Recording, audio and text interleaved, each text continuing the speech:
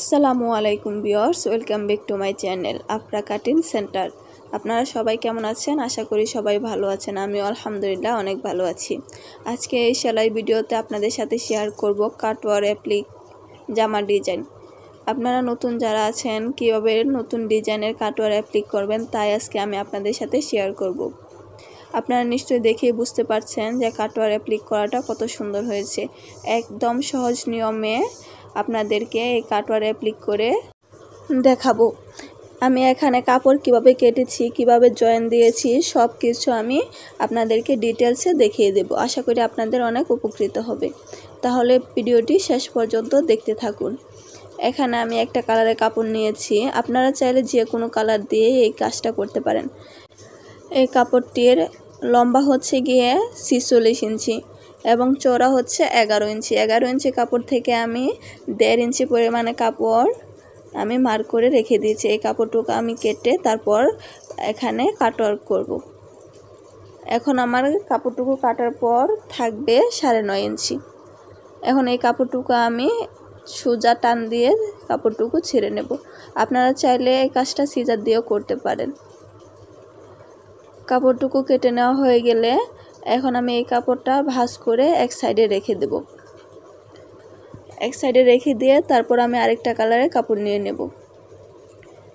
এই কাপড়টা ডাবল ভাঁজ আছে। এই কাপড়টা লম্বা হচ্ছে 46 ইঞ্চি এবং চওড়া আছে 11.5 ইঞ্চি।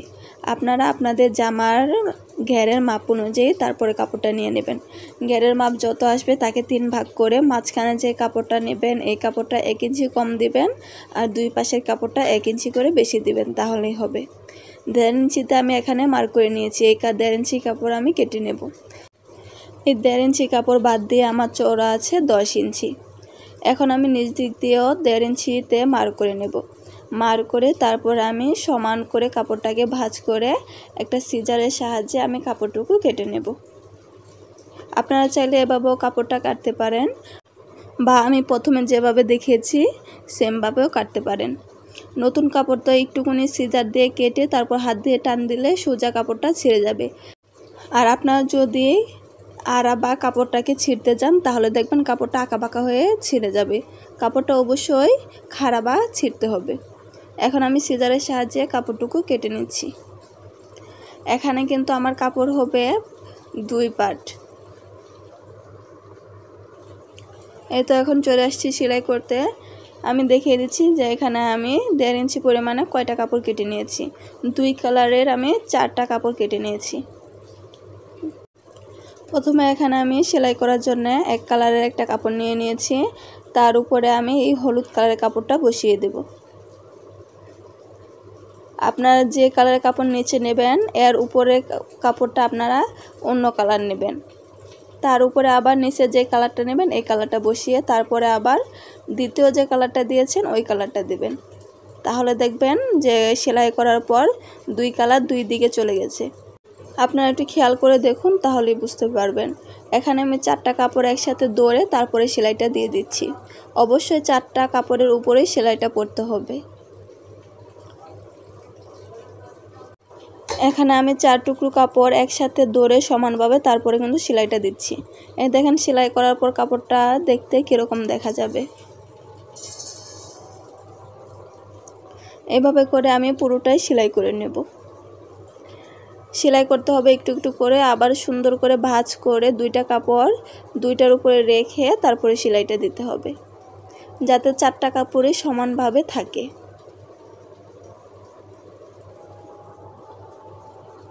আশা করি আমি যেভাবে দেখিয়ে দিচ্ছি আপনাদের বুঝতে আর কোনো সমস্যা হবে না।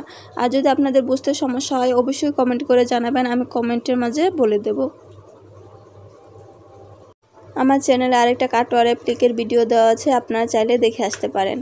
ওইখানে আমি সেম কালার কাপড় দিয়ে করেছি, কিন্তু আমি ওইখানে এক টুকরা কাপড় দিয়ে মানে এক সাইডে কাটওয়ার্ক করেছি। এটা হবে হচ্ছে 2 পাশেই কাটওয়ার্ক। এই যে সেলাই করার পর যদি আমরা কাপড়ের ভাঁজটা খুলি তাহলে দেখতে এই যে এরকম দেখা যাবে। আপনাদের বোঝার সুবিধার্থে আমি আরেকবার দেখিয়ে দিচ্ছি। প্রথমে যে কাপড়টা নিয়েছি তার উপরে আমি হলুদ কাপড়টা দিয়েছি, তার উপরে আমি নিচে যে কাপড়টা দিয়েছিলাম ওই কাপড়টা দিয়েছি, তারপর আবার আমি হলুদ কালার কাপড়টা দিয়ে দেব। আশা করি আপনারা বুঝতে পেরেছেন। এখন আবারও আমি সেমভাবে সেলাইটা করে নেব। 4টা কাপড়ে একসাথে সমানভাবে রেখে তারপরে সমানভাবে সেলাইটা দিতে হবে। এখানে কিন্তু কাপড়টা উঁচু নিচু বা একটা বেশি কম হয়ে গেলে কিন্তু চলবে না, তাহলে সেলাই করার সময় দেখা যাবে যে একটা কম হয়ে গেছে আর একটা বেশি হয়ে গেছে, তাহলে দেখতে ভালো দেখা যাবে না। কাটওয়ার্ক করার সময় একটা কোণ ছোট হয়ে যাবে আর একটা বড় হয়ে যাবে, তাই চেষ্টা করবেন যে সেমভাবে সেলাইটা দেওয়ার জন্যে।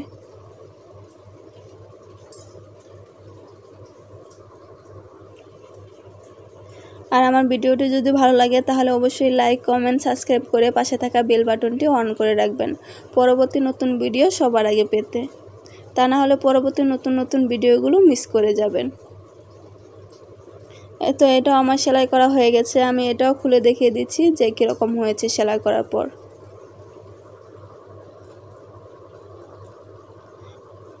এখন চলুন আমি আপনাদেরকে মাপ দিয়ে দেখিয়ে দিই যে এর চওড়াটা কত হয়েছে। এর চওড়া হয়েছে 27 ইঞ্চি। আমার এখানে 27 ইঞ্চি লাগবে না, আমার এখানে 24 ইঞ্চি লাগবে। এখন আমি আপনাদেরকে কিভাবে কেটে কাটওয়ার্ক করতে হবে তা দেখিয়ে দিচ্ছি। প্রথমে আপনারা 1 ইঞ্চি করে কাপড় ফাঁকা করে মার্ক করে নেবেন, তারপরে 1 ইঞ্চি বরাবর কাপড় কেটে নেবেন। আর একটু খেয়াল রেখে কাপড়টা কাটবেন যাতে সেলাইটা কেটে না যায়। অবশ্যই সেলাই থেকে অল্প একটু ফাঁকা রেখে তারপরে কাপড়টা কাটবেন। আমি এভাবে করে সবগুলো কেটে নেব 1 ইঞ্চি পর। এই যে দেখুন আমার সেলাইটা কিন্তু কেটে যায় নাই। এখন আমি সবগুলো এভাবে কেটে নেব।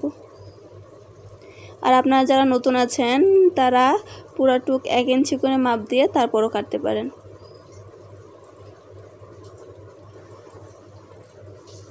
আমার কাটা হয়ে গেলে তারপরে আমি আপনাদেরকে সেলাই করে দেখিয়ে দিব। আপনারা যারা ভাবছেন যে সেলাই করাটা কঠিন, আসলে কিন্তু কঠিন না। আপনারা যদি একবার দেখেন মনোযোগ সহকারে তাহলে দেখবেন যে সেলাই করাটা অনেক সহজ। আমি প্রথমে একটা ভাঁজ দিয়ে তারপর এই পাশ থেকে আরেকটা ভাঁজ দিয়ে একটা কোণ শেপ করে নেব।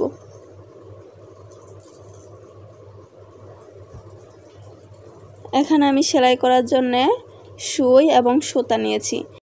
সাধারণত যেগুলো সুতা দিয়ে মেশিনে কাজ করা হয় ওইগুলো সুতা নিয়েছি। আর সুতাটা আমি নিয়েছি 1 তার করে।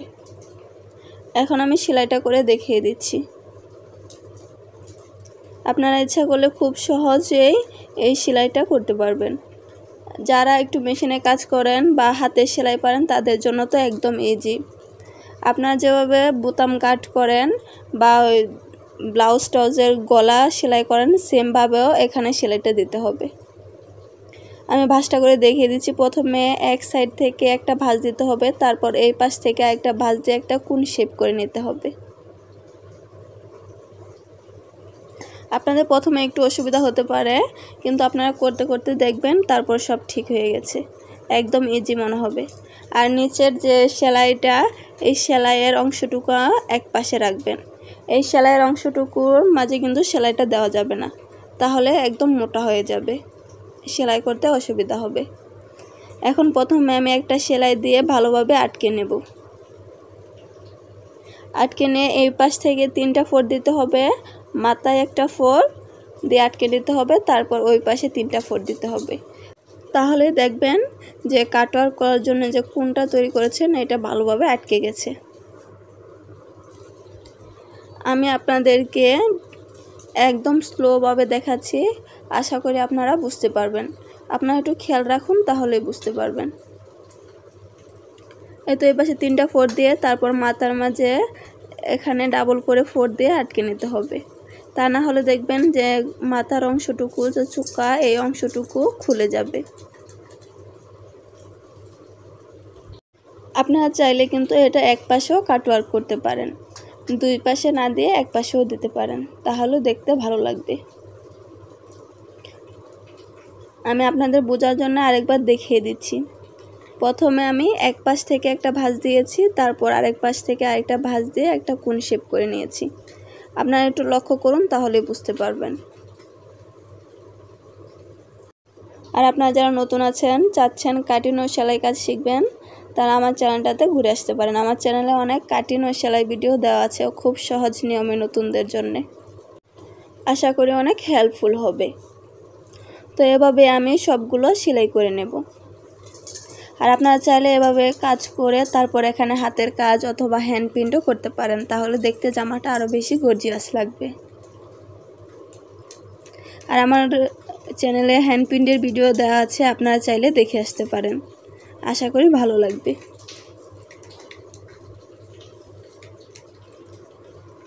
আমি এই জামাটা তো হ্যান্ড প্রিন্ট করব, আপনারা যদি চান তাহলে আমি হ্যান্ড প্রিন্টের ভিডিওটা দিতে পারি, আপনারা অবশ্যই কমেন্ট করে জানাবেন। এই তো আমি এভাবে আরেকটা কালারও সেলাই করে নিচ্ছি। এভাবে করে আমি পুরোটাই সেলাই করে নেব। সেলাই করার পর আপনারা তো দেখতেই পাচ্ছেন যে জামার ডিজাইনটা কত সুন্দর হয়েছে সেলাই করার পর। সেলাই করা শেষ হয়ে গেলে আপনারা ভালোভাবে সেলাইটা আটকে নেবেন। এই তো দেখতেই পাচ্ছেন সেলাই করার পর দেখতে কত সুন্দর হয়েছে। মাথার অংশটুকু একদমই উঁচু উঁচু হয়ে নেই। আপনারা যদি সেলাই দিয়ে ভালোভাবে আটকে নেন তাহলে দেখবেন মাথার অংশটুকু আর উঁচু হয়ে থাকবে না। আজকে এই পর্যন্তই। সবাই ভালো থাকবেন, সুস্থ থাকবেন আর আমার জন্য দোয়া করবেন। আল্লাহ হাফেজ।